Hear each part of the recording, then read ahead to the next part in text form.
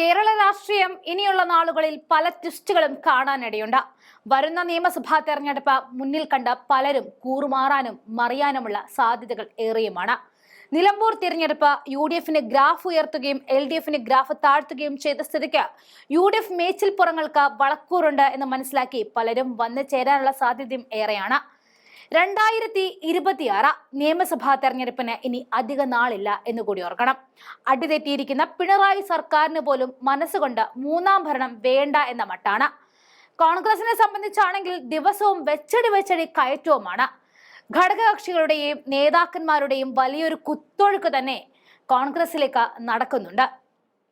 ഇപ്പോൾ വരുന്ന ചില നല്ല സൂചനകൾ അനുസരിച്ച് കോൺഗ്രസിന് മധ്യ കേരളത്തിലും തെക്കൻ കേരളത്തിലും മലബാറിലും ശക്തരായ നേതാക്കന്മാരുടെ പിന്തുണ കിട്ടുമെന്നാണ് അറിയാൻ കഴിയുന്നത്. അതിന്റെ പല തെളിവുകളും നമുക്ക് മുന്നിലുണ്ട് താനും. മലബാറിൽ നിന്നും PK ശശിയെ കോൺഗ്രസിലേക്ക് എത്തിക്കാനുള്ള ചരടുവലി കോൺഗ്രസ് തുടങ്ങി വെച്ചു കഴിഞ്ഞു. നിലവിൽ CPMനോട് അത്ര രസമില്ലാതിരിക്കുന്ന ശശിയെ പോലെ മുതിർന്ന നേതാവിനെ കോൺഗ്രസിലേക്ക് എത്തിച്ചാൽ അത് പാലക്കാട് പോലെയുള്ള സ്ഥലങ്ങളിൽ ഇരട്ടി മേനി കൊയ്യാൻ കോൺഗ്രസിനെ സഹായിക്കും. CPIMൽ അച്ചടക്ക നടപടി നേരിട്ട PK ശശിയെ ചടങ്ങിൽ പങ്കെടുത്ത VK ശ്രീകണ്ഠൻ പരോക്ഷമായിട്ട് കോൺഗ്രസിലേക്ക് ക്ഷണിച്ചുകൊണ്ടാണ് ചർച്ചകൾക്ക് തുടക്കമിട്ടത്. വെളുത്ത കോട്ടൺ ഷർട്ട് ധരിച്ചെത്തിയ PK ശശിയോട് ഇത് ഏറ്റവും നന്നായി യോജിക്കുന്നുണ്ട് എന്നായിരുന്നു ശ്രീകണ്ഠൻ പറഞ്ഞത്. മറ്റു നിറത്തിലുള്ള വസ്ത്രങ്ങളെക്കാൾ താങ്കൾക്ക് യോജിക്കുന്നത് തൂവെള്ള നിറത്തിലുള്ള ഖദർ ഷർട്ടാണെന്ന് MP പറയുകയായിരുന്നു. ഇത് ഏറ്റെടുത്തുകൊണ്ട് PK ശശി കോൺഗ്രസിലേക്ക് എന്ന വാർത്തകൾക്ക് ശക്തി കൂടിയത്. മണ്ണാർക്കാട് മേഖലയിലെ ഒരു വലിയ വിഭാഗം ആളുകളും PK ശശിക്കായി നിലകൊള്ളുന്നു എന്നതാണ് CPMന്റെ ഉറക്കം കെടുത്തുന്ന ഘടകം.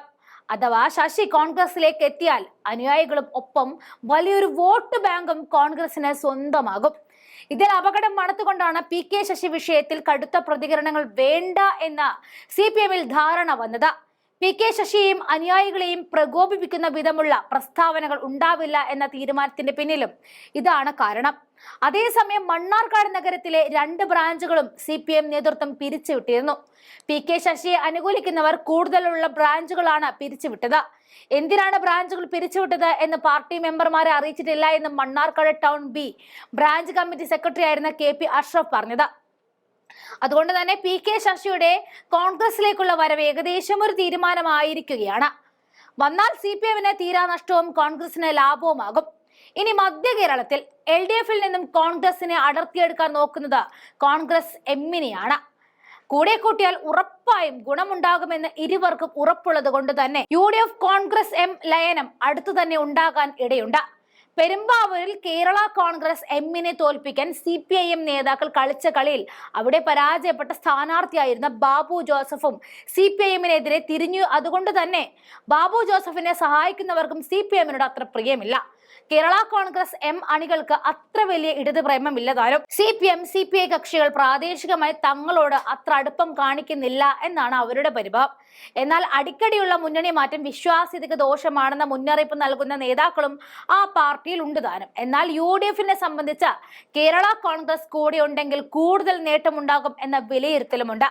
കേരള കോൺഗ്രസിലെ പല നേതാക്കളുമായി ചർച്ച നടത്തിയെങ്കിലും ജോസ് കെ മാണിയുമായിട്ട് ഇതുവരെ ചർച്ചകളൊന്നും നടത്തിയിട്ടില്ല. നിയമസഭാ സീറ്റുകളിൽ അടക്കം ധാരണകളിൽ എത്താത്തതാണ് അതിനുള്ള കാരണം. ഏറ്റവും സംശയമുള്ളത് ജോസ് കെ മാണിയുടെ സീറ്റ് സംബന്ധിച്ചാണ്. കഴിഞ്ഞ തവണ പാലായിൽ മാണി C കാപ്പനോട് 15,000-ലധികം വോട്ടുകളിൽ തോറ്റത് കൊണ്ട് തന്നെ ഇനി പാല ജോസ് കെ മാണിക്ക് രാശിയാകുമോ എന്ന സംശയവുമുണ്ട്. അതുമാത്രമല്ല UDF ബാനറിൽ മാണി C കാപ്പൻ തന്നെ പാലായിൽ വരാനും സാധ്യതയുണ്ട്. തൊട്ടടുത്തുള്ള കടുത്തുരുത്തി കേരള കോൺഗ്രസിന് സ്വാധീനമുള്ള സീറ്റാണ്. പക്ഷേ ജോസഫ് വിഭാഗത്തിലെ മോൻസ് ജോസഫ് സ്ഥിരമായി വിജയിക്കുന്ന കടുത്തുരുത്തി ജോസ് കെ മാണിക്ക് വേണ്ടി കുരുതി കൊടുക്കാനും തയ്യാറാകില്ല. ചങ്ങനാശ്ശേരി പൂഞ്ഞാർ മണ്ഡലങ്ങൾ കേരള കോൺഗ്രസിന് സ്വാധീനമുള്ള സീറ്റുകളാണ്.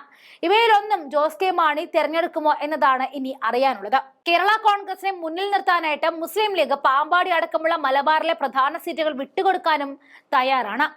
ഇനി തെക്കൻ കേരളത്തിലെ മികച്ച വനിതാ നേതാവിന്റെ കടന്നുവരവാണ് കോൺഗ്രസിലേക്ക് ഉറ്റുനോക്കുന്നത്.